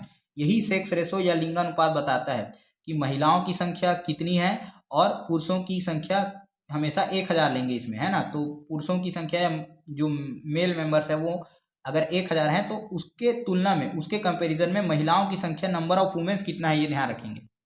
फिर उसके बाद after which decade sex ratio is seen increasing continuously, किस दशक के बाद कंटिन्यू बढ़ता दिखाई दे रहा है। तो ये हम लोग देखेंगे कि 1991 के बाद में क्या हो रहा है, ये बढ़ता हुआ दिखाई दे रहा है। यहाँ पर तो कम हो रहा है, फिर ये कम हुआ, फिर बढ़ा, फिर कम हुआ। लेकिन अगर हम लोग 1991 के बाद देखेंगे तो ये क्या हो रहा है, बढ़ता ही दिखाई दे रहा है। तो हमारा आंसर क्या हो जाएगा इसमें, 1991 इसका आंसर हो जाएगा, 1991।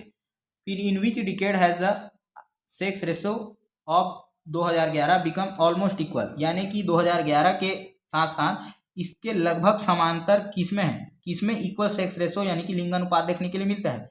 तो ये 940 है। अब देख लीजिए 940 के एकदम सिमिलर कौन सा है आसपास, तो 941, 1961, इसका आंसर क्या हो जाएगा, 1961 हो जाएगा। अब इसके बाद ऑप्शन में दिए गए हैं केवल दृष्टिबाधित लोगों के लिए, विजुअली इम्पेयर्ड ओनली, मतलब जिसको अच्छे से नहीं दिखता है उनके लिए एक क्वेश्चन दिया गया है, what is the difference between democracy and fascist dictatorship. तो इसको आपको नहीं लिखना है क्योंकि ये दृष्टिबाधित लोगों के लिए, मतलब जिसको दिखाई नहीं देता है या जिसको कम दिखाई देता है उसके लिए। लेकिन आपको इसका आंसर पता होना चाहिए, डेमोक्रेसी और जो फासिस्ट डिक्टेटरशिप है, यानी कि जिसको हम लोग क्या बोलते हैं, तानाशाही, इसमें क्या क्या डिफरेंस है। तो डेमोक्रेसी में क्या होता है आप लोगों को बताया है कि for the people, of the people, by the people, जनता का जनता के द्वारा जनता के लिए, यानी कि इसमें क्या होता है, इलेक्शंस होते हैं। डिक्टेटरशिप में कोई इलेक्शन नहीं होता है, जिसके पास पावर है, जिसके पास पावर है वो क्या बन सकता है, डिक्टेटर बन सकता है। यहाँ पर जनता से पूछकर हर काम किया जाता है, यहाँ पर जनता से नहीं पूछा जाता है। तो ये जो है मेन डिफरेंस रहता है। इसके बाद आप लोग इसका एग्जांपल दे सकते हो, अमेरिका हो गया, इंडिया हो गया, ब्रिटेन हो गया, इसका एग्जांपल दे सकते हो। जैसे पहले जर्मनी में हुआ करता था हिटलर का डिक्टेटरशिप, तो ये आप लोग बता सकते हो। इसमें रेशियल डिस्क्रिमिनेशन होता है, अल्टरनेशनलिज्म, वायलेंस को बढ़ावा दिया जा सकता है, जबकि डेमोक्रेसी में पीस को बढ़ावा दिया जाता है, शांति को प्रमोट किया जाता है, युद्ध को नहीं जो है ज़्यादा प्राथमिकता दिया जाता है। ऐसे आप लोग इसमें डिफरेंस करके लिख सकते हो। फिर भारत में जनसंख्या के घनत्व में, यानी कि density of population, population density, इतनी विविधता यानी कि इतना ज़्यादा वेरिएशन क्यों पाया जाता है? क्यों जो है हम लोग देखते हैं कि यूपी बिहार में इतना ज़्यादा जनसंख्या है ना, लेकिन क्या होता है वही राजस्थान के रेगिस्तान में कम लोग रहते हैं। तो क्यों कहीं पर ज़्यादा कहीं पर कम लोग क्यों रहते हैं? तो इसका मेन रीज़न क्या है? Geographical feature. जियोग्राफिकल फीचर मतलब हमारे इंडिया में सब जगह एक जैसी जियोग्राफिकल फीचर नहीं है, यानी कि भौतिक जो परिदृश्य है वो एक जैसा नहीं है। कहीं पर क्या है, बहुत ज़्यादा माउंटेन है, जैसे हम लोग देखेंगे तो आप लोग अब देखो इसमें आप लोग मैप बना सकते हो, है ना। तो इंडिया का मैप अगर आप लोगों को आता है तो अच्छी बात है, नहीं आता है तो रफली आप लोग बना सकते हो, है ना। रफली आप लोग इंडिया का मैप बना सकते हो, उसमें आप लोग दिखा सकते हो। तो इसीलिए क्या होता है, ये सबसे आंसर जो है अच्छा बनता है और आप लोगों को मार्क्स ज़्यादा मिलने के चांसेस रहते हैं। तो इंडिया का मैप बना दिए, यहाँ पर रेगिस्तान है, यहाँ पर ये क्या हो गया, पहाड़ है, माउंटेन है, यहाँ पर प्लेनर एरियाज है। तो यहाँ पर यूपी बिहार क्योंकि गंगा यमुना का मैदान है, यहाँ पर पठार पड़ता है, तो यहाँ पर मिनरल वगैरह ज़्यादा मिलते हैं। तो यही कारण है, क्योंकि ये यूपी बिहार वाले एरिया में क्या होता है, गंगा यमुना का फर्टाइल यानी कि उत्तरी भारत का मैदान पड़ता है। तो जिसके कारण से यहाँ पर लोग ज़्यादा रहते हैं, क्योंकि खेती करना, एग्रीकल्चर यहाँ पर आसान है। जबकि माउंटेन रेंज में जाएंगे तो वहाँ पर रहना उतना कठिन है, एक्सट्रीम वेदर कंडीशन आता है, बहुत ज़्यादा ठंडी पड़ता है। तो वैसे ही यहाँ पर रेगिस्तान में, राजस्थान में बहुत ज़्यादा गर्मी पड़ता है। तो ये सब कारण है कि लोग क्या होते हैं, पॉपुलेशन डेंसिटी इक्वल नहीं है, बहुत ज़्यादा हमको वेरिएशन देखने के लिए मिलता है। तो कहीं कहीं पर मिनरल्स है तो वहाँ पर जॉब अपॉर्चुनिटीज़ बहुत ज़्यादा है, तो लोग वहाँ पर चले जाते हैं। जैसे मुंबई हो गया, दिल्ली हो गया, यहाँ पर चले जाते हैं लोग। तो जॉब अपॉर्चुनिटीज़ हो गया, टेक्नोलॉजी हो गया, इसके कारण से हम लोग देख सकते हैं, है ना, एजुकेशन हो गया। तो ऐसे बहुत सारे फैक्टर्स हैं जिसके कारण हमको अलग अलग जनसंख्या घनत्व तो देखने के लिए मिलता है, एक जगह पर नहीं होता है। रिसोर्सेस हो गए, संसाधन हो गए, तो इसको आप लोग पॉइंट वाइज जो है बना के लिख सकते हो। कोशिश करना है लॉन्ग आंसर क्वेश्चंस को पॉइंट वाइज लिखने का ही। एकदम से आप लोग पैराग्राफ लिखोगे तो क्या होता है, जो चेक करने वाला है वो भी पढ़ते पढ़ते है ना बोर हो जाते हैं। तो इसीलिए कोशिश करना है पॉइंट वाइज, और हर एक पॉइंट आप लोगों को सॉलिड होना चाहिए, अच्छा होना चाहिए। उसके बाद इसको 2 लाइन 3 लाइन आप लोग एक्सप्लेन कर सकते हो। फिर इसके बाद जो है अब हम लोग long answer question 5 marks 6 marks का जो है वो देख सकते हैं। तो 5 मार्क्स का 2 क्वेश्चन है। अब इसको आप लोग 1.5 से 2 पेज में लिख सकते हो आराम से, है ना। पीस मूवमेंट के बारे में इसमें पूछा गया है कि पीस मूवमेंट को रोकने के लिए पीस मूवमेंट को हम लोग क्या कर सकते हैं, कैसे बढ़ावा दे सकते हैं। जो शांति आंदोलन है, अब पहली बात तो शांति आंदोलन क्या चीज़ है, तो या इसी से रिलेटेड एक और क्वेश्चन इसमें दिया गया है और में करके, डिसआर्मामेंट क्या है। डिसआर्मामेंट मतलब इसको निशस्त्रीकरण बोलते हैं, यानी कि जो भी हमारे शस्त्र हैं, जो आर्म्स हैं, यानी कि गोला बारूद, टैंक, बम, न्यूक्लियर बम, इन सबको ख़त्म करना, इसी को हम लोग क्या बोलते हैं, डिसआर्मामेंट। अब ये क्यों जरूरी है, तो आप लोगों ने हिरोशिमा, नागासाकी, ये इसके बारे में सुना है कि वर्ल्ड वॉर 2 के बाद अमेरिका ने किस पर अटैक कर दिया, जापान पर अटैक कर दिया। जापान अभी भी 70-80 साल के बाद में भी क्या है, वहाँ पर जो बच्चे पैदा होते हैं उनमें ये सब विकलांगता देखा जाता है, हैंडीकैप्ड पैदा होते हैं। तो इसका जो इम्पैक्ट है ये कई सालों तक रहता है। फिर वहाँ का जो जनजीवन बर्बाद होता है, लोग जो है तहस नहस हो जाते हैं, एजुकेशन ठप हो जाता है, कितने लोग जो बेकसूर लोग हैं जिनका इसमें कोई दोष नहीं रहता, उन लोग मारे जाते हैं, है ना। तो जो आर्नामेंट है या जो युद्ध होता है, जो भी वार होता है, उससे हमेशा तबाही ही आती है, कभी भी उससे क्या होता है, लोगों को शांति नहीं मिल पाती है। तो इसी के लिए पीस मूवमेंट स्टार्ट किया गया था। कहाँ से स्टार्ट किया गया था, अमेरिका से स्टार्ट किया गया था, न्यूक्लियर वेपन यूएसएसआर से, क्योंकि यूएसएस जापान से स्टार्ट किया गया था। जापान, अमेरिका तो और यूएसएसआर ये उसमें आ जाएगा कोल्ड वार में। तो जापान से स्टार्ट किया गया था, क्योंकि जापान से ही इन लोगों ने क्या किया था, जापान के ऊपर अटैक कर दिया था अमेरिका ने। तो हथियार को ख़त्म करने के लिए, अब हथियार जो बना लिए है उसको क्या करेंगे, तो उसको ख़त्म नहीं कर सकते तो उसको यूज़ नहीं करेंगे। इसी को हम लोग क्या बोलते हैं, डिसआर्मामेंट बोलते हैं। तो इसके लिए क्या चलाया गया, पीस मूवमेंट चलाया गया, लोगों के द्वारा बहुत ज़्यादा विरोध किया गया न्यूक्लियर वेपन्स का। तो ये क्या था, डिसआर्मामेंट ट्रीटी था या पीस मूवमेंट था, ये आप लोग ध्यान रखेंगे। फिर इसके बाद ऋण किसे कहते हैं, लोन क्या है, और इसके लिए ब्याज दर, समय, जमानत, गिरवी ये सब क्यों आवश्यक होती हैं। जैसे आप लोग इंटरेस्ट है ना, आप लोग मैथ्स में पढ़ते होंगे सिंपल इंटरेस्ट, कंपाउंड इंटरेस्ट, तो बैंक में ये सब क्यों जरूरी है। उसके बाद गारंटी रखना या मोर्ता है ना, मोर्ता गैजेट, ये मोर्ता गैजेट मतलब क्या होता है, गिरवी, आप लोग अच्छे से समझते होंगे। कोई कोई एक आदमी है, मान के चलो ये क्या किया, दूसरे आदमी से पैसा लिया, तो ये क्या करेगा, बदले में अपना कोई गाड़ी, कोई सामान, कोई है ना जवाहरात या कोई भी अपना क्या करेगा, कीमती वस्तु रखेगा, इसी को हम लोग क्या बोलते हैं, गिरवी। तो सबसे पहले लोन क्या होता है, तो ये क्या है, बैंक है। पहले साहूकार जैसे लोग रहते थे, जमींदार रहते थे, वैसे ही अब क्या करता है, बैंक क्या करता है, लोगों को लोन फैसिलिटी देता है। लोन फैसिलिटी देता है, तो अब ये इसको पैसा दे रहा है, तो बदले में इससे क्या लेगा, इंटरेस्ट लेगा, यानी कि ब्याज लेगा। तो ये आदमी ब्याज लेता है। अब सरकार मान के चलो इस आदमी को 1 करोड़ रुपए क्या कर दी, पैसा दे दी। तो अब कैसे इसको 1 करोड़ रुपए पैसा दे दी, मान के चलो बैंक का ये पैसा लेके फरार हो गया, तो इसीलिए क्या होता है, बैंक उसके बदले में क्या करता है, मोटा गैजेट यानी कि गिरवी कोई सामान रखवाता है। जैसे अगर मान के चलो ये घर बनाने के लिए है, तो जमीन का जो लैंड का जो प्रॉपर्टी का जो पेपर है वो सब रखवाएगा, प्रॉपर्टी का पेपर। अगर गाड़ी खरीदने के लिए है तो गाड़ी का पेपर रखवाएगा, है ना। या बदले में कोई जैसे ज्वेलरीज वगैरह रखवाएगा, है ना, जवाहरात वगैरह जो भी पहनने का जो है ना। तो ये सब क्या करता है, ताकि वो उसको अगर मान के चलो ये पैसा नहीं भी दिया, तो इसका सामान या जमीन को बेच कर क्या करें, बैंक उससे पैसा निकाल सके, ऐसे करके। अब ये बहुत सारे चीज़ के लिए दिया जाता है, एजुकेशन के लिए दिया जाता है, पढ़ने के लिए, एग्रीकल्चर के लिए लोन दिया जाता है ना। कौन देता है, तो बैंक बैंक देता है, बदले में क्या करता है, उससे इंटरेस्ट लेता है। तो ये पूरा बैंकिंग सिस्टम आप लोग इसमें बता सकते हो। उसके बाद आरबीआई के बारे में दिया गया है कि आरबीआई जो है, जो कमर्शियल बैंक है, कमर्शियल बैंक मतलब आप लोगों को बताया है कि आरबीआई क्या है, ये बैंकों का भी बैंक है। आरबीआई किसको रेगुलेट करता है, किसको कंट्रोल करके रखता है, तो जितने भी बैंक है, जैसे एसबीआई हो गया, पंजाब नेशनल बैंक हो गया, है ना, या देना बैंक आप लोग सुनते हो। फिर उसके बाद और भी जितने भी बैंक हैं, उन सबको देख रेख कौन करता है, उसको कंट्रोल कौन करता है, आरबीआई करता है, रिजर्व बैंक ऑफ इंडिया, भारतीय रिजर्व बैंक। अब बोला गया है कि अगर ये आरबीआई जो है इसको कंट्रोल नहीं करे तो क्या होगा, तो ये जो बैंक है ना, अब आरबीआई का इसमें फंक्शन ही लिखना है मेनली आपको। तो आरबीआई क्या करता है कि देखता है कि बैंक अच्छे से काम कर रहे हैं कि नहीं कर रहे हैं, जो नियम कानून आरबीआई ने बनाए हैं वो जनता तक पहुंचा रहे हैं कि नहीं पहुंचा रहे हैं। अब मान के चलो किसी पर्सन को क्या चाहिए, लोन चाहिए, अब लोन लेने गया ये एसबीआई में, तो एसबीआई वाला 10% पे लोन मिलना चाहिए, लेकिन एसबीआई वाला बोल रहा है कि मैं 20% पे लोन दूंगा। तो ये सब कौन देख रेख करता है, आरबीआई, कि आप लोग मिनिमम रेट डिसाइड करता है कि इसके नीचे आप लोग या इससे ऊपर आप लोग ज़्यादा ब्याज रेट में नहीं दे सकते हो, ऐसे करके। तो ये सब को देख रेख करने का काम कौन है, आरबीआई। अगर आरबीआई नहीं रहेगा तो ये जो कमर्शियल बैंक है ये अपना मनमाना क्या कर सकती हैं, मिसयूज कर सकती हैं गाइडलाइंस का। लोगों को जो जनता तक फायदा पहुंचना चाहिए वो नहीं पहुंचेगी, है ना। तो ये सब बहुत सारे इसमें क्या करना है आप लोगों को, आरबीआई का ही फंक्शंस लिखना है। आरबीआई को क्या बोलते हैं, बैंक ऑफ बैंक, बैंकों का बैंक। यही क्या करता है, हमारे लिए करेंसी प्रिंट करता है। 1 रुपए का जो नोट रहता है, इसमें फाइनेंस सेक्रेटरी यानी कि वित्त सचिव का सिग्नेचर रहता है। बाकी जितने भी बैंक है उसमें आरबीआई के गवर्नर का क्या रहता है, सिग्नेचर रहता है। ये आप लोग ध्यान रखेंगे।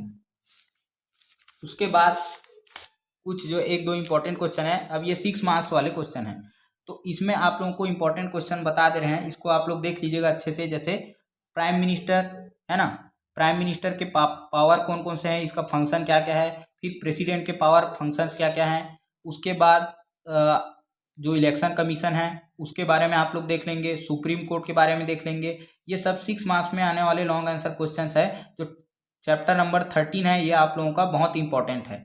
तो प्राइम मिनिस्टर, प्रेसिडेंट के बारे में पढ़ लेंगे, क्योंकि अब ये वीडियो बहुत ज़्यादा लंबा हो जाएगा, लगभग 1 घंटे का होने वाला है। तो इसीलिए आप लोग क्वेश्चंस को लिख लीजिएगा, क्वेश्चंस को अच्छे से बता दिया हूँ मैं, आप लोग प्रैक्टिस कर लीजिएगा। उसके बाद अब यहाँ पर आप लोगों को एक आइडिया हो गया होगा कि क्वेश्चन कैसा आता है, कैसा हमको लिखना है। लॉन्ग आंसर क्वेश्चंस को आप लोग बहुत अच्छे से लिखेंगे, प्रॉपर जो रे डायग्राम, जैसे प्राइम मिनिस्टर या प्रेसिडेंट का पावर है तो उसके कौन कौन से पावर है, फंक्शन है, ये आप लोग लिखना है। इलेक्शन कमीशन का क्या क्या पावर है, फंक्शन है, वो लिखना है। जैसे प्राइम मिनिस्टर से क्वेश्चन पूछा गया है, तो प्राइम मिनिस्टर कौन होता है, तो गवर्नमेंट का हेड होता है। इलेक्शन में जो जीतता है, जिसको पार्टी को मेजोरिटी मिलता है, वो अपना सरकार बनाती है। सरकार को कौन चलाता है, तो उसका हेड कौन होता है, प्राइम मिनिस्टर। प्राइम मिनिस्टर के साथ और भी बहुत सारे मिनिस्टर्स बनते हैं, जिनको कैबिनेट मिनिस्टर या काउंसिल ऑफ मिनिस्टर बोलते हैं। Council of minister, cabinet minister का हेड कौन होता है, प्राइम मिनिस्टर। प्राइम मिनिस्टर ही क्या करता है, जो भी इनका जो मीटिंग होगा उनका हेड कौन होगा, प्राइम मिनिस्टर यानी कि प्रधानमंत्री होगा। उसके बाद प्रधानमंत्री ही इन सबको क्या करता है, डिपार्टमेंट देता है, जैसे रक्षा मंत्रालय, वित्त मंत्रालय, है ना, शिक्षा मंत्रालय, खेल मंत्रालय, महिला बाल विकास मंत्रालय, यानी कि सब अलग अलग प्रकार का जितना भी डिपार्टमेंट होता है वो सब प्राइम मिनिस्टर ही दूसरे मंत्रियों को देता है। तो ये सब पूरा ध्यान रखेंगे। फिर संसद के बारे में आप लोग को पढ़ लेना है। पार्लियामेंट आप लोगों को बताएं कि यही हमारे लिए क्या करता है, पार्लियामेंट में कितने पार्ट हैं, लोकसभा, राज्यसभा और प्रेसिडेंट। हाउस पूछेगा, Lok Sabha Rajya Sabha 2 house, Lok Sabha lower house, Rajya Sabha upper house, है ना, निम्न सदन उच्च सदन, लोकसभा राज्यसभा और राष्ट्रपति, इन तीनों से मिलकर क्या बनता है, हमारा संसद बनता है। फिर एक्ट कैसे बनता है, कोई भी कानून कैसे बनता है, पहले लोकसभा उसको पास करेगा, राज्यसभा के पास, राज्यसभा उसको पास कर देगा प्रेसिडेंट के पास, राष्ट्रपति जब उसमें साइन कर देगा तब क्या बनता है, हमारा कोई भी कानून बनता है। अब इसमें भी गवर्नमेंट का 3 चीज बताए हैं। एक तो क्या होता है लेजिस्लेचर, विधायिका जिसको हम लोग बोलते हैं, जो हमारे लिए कानून बनाता है। दूसरा क्या होता है एग्जीक्यूटिव, एग्जीक्यूटिव मतलब कार्यपालिका, जो उस कानून को क्या करता है, उसका पालन करवाता है। और तीसरा जो होता है हमारे लिए वो क्या है, न्यायपालिका, जिसको हम लोग बोलते हैं judiciary, supreme court, high court. ये हमको अगर न्याय नहीं मिलता है, ये अच्छे से काम नहीं कर रहे हैं, तो उसके लिए क्या करते हैं हम लोग, कहाँ जा सकते हैं, न्यायपालिका। फिर इलेक्शन कमीशन के बारे में आप लोग लिख सकते हो कि इलेक्शन कमीशन का जो कार्य है वो क्या होता है।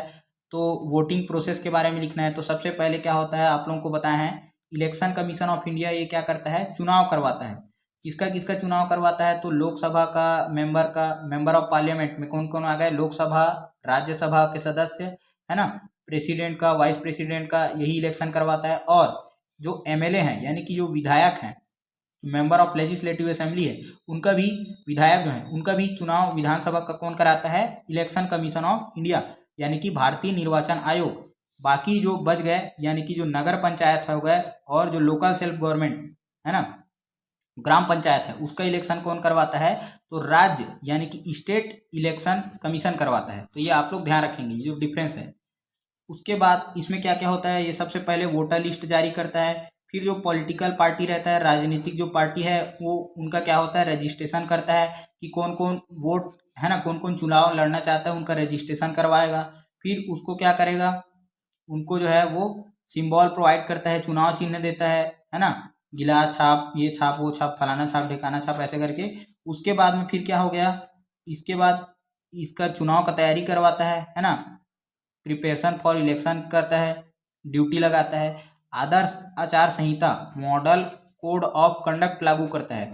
इसमें क्या होता है, आदर्श आचार संहिता, मॉडल कोड ऑफ कंडक्ट, इसमें कोई भी सरकारी घोषणा नहीं हो सकता है। जैसे आप लोग अभी महतारी वंदन योजना देख रहे हो, सरकार जो है पैसा बांटने के लिए 1,000 महिलाओं को घोषणा कर दिया है।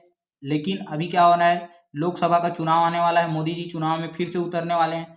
तो जब चुनाव का घोषणा हो जाएगा, जिस दिन से इलेक्शन डेट पता चल जाएगा, उस दिन से मॉडल कोड ऑफ कंडक्ट लागू हो जाता है, आचार संहिता लागू हो जाती है। उसके बाद ये सब घोषणा, ये सब बांटने वाटने वाला काम बंद हो जाएगा। ये मॉडल कोड ऑफ कंडक्ट में कोई भी सरकारी जो गाड़ी है उसका यूज नहीं किया जा सकता है चुनाव के प्रचार प्रसार में, है ना।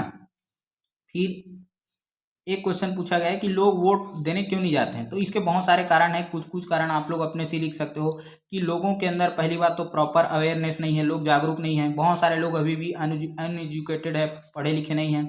तो लोग जो है, कई लोग क्या करते हैं, बहुत दूर रहते हैं, अपने घर से दूर रहते हैं, तो उनका जो वोट कहीं और करना है तो उसके कारण उन लोग नहीं जा पाते हैं, है ना। तो लोग जो है, ऐसे बहुत सारे क्या होते हैं रीजंस है जिसको आप लोग लिख सकते हो कि लोग जो है वोट क्यों नहीं देते हैं। तो आई होप आप लोगों को ये, आप लोगों ने, बहुत सारे लोगों ने, बहुत सारे बच्चों ने क्या किया था, कमेंट करके बोला था सर कि एक मॉडल पेपर करा देते तो हम लोग और अच्छे से, हम लोग को कॉन्फिडेंस आ जाता। तो उसी के लिए एक जो क्वेश्चन पेपर है करा दे रहे हैं, इसको देख लीजिएगा। और जो 2 इम्पोर्टेंट क्वेश्चन, जो क्वेश्चन आंसर पे जो वीडियो बनाए हैं उसको जरूर से देख लीजिएगा। वहाँ से बहुत सारे आपको क्वेश्चन डायरेक्टली आप लोगों को एग्जाम्स में देखने के लिए मिलेंगे। और जब आप लोगों का एसएससी का एसएसटी का एग्ज़ाम हो जाएगा तो एक बार आप लोग कमेंट करके बता सकते हो कि कितने क्वेश्चंस क्लास से देखने के लिए मिले थे, कितने क्वेश्चंस आप लोग करके आए, कैसा गया आप लोगों का एग्ज़ाम। एक बार फिर से आप लोगों के एग्ज़ाम के लिए ऑल द बेस्ट हमारे तरफ से। अच्छे से एग्ज़ाम दे के आइएगा, अच्छे से लिख के आइएगा। सभी क्वेश्चन को बनाना है, कोई भी नहीं छोड़ना है। जितना जितना आप लोगों को आता है उतने अच्छे ढंग से लिखना है। थैंक यू, जय हिंद।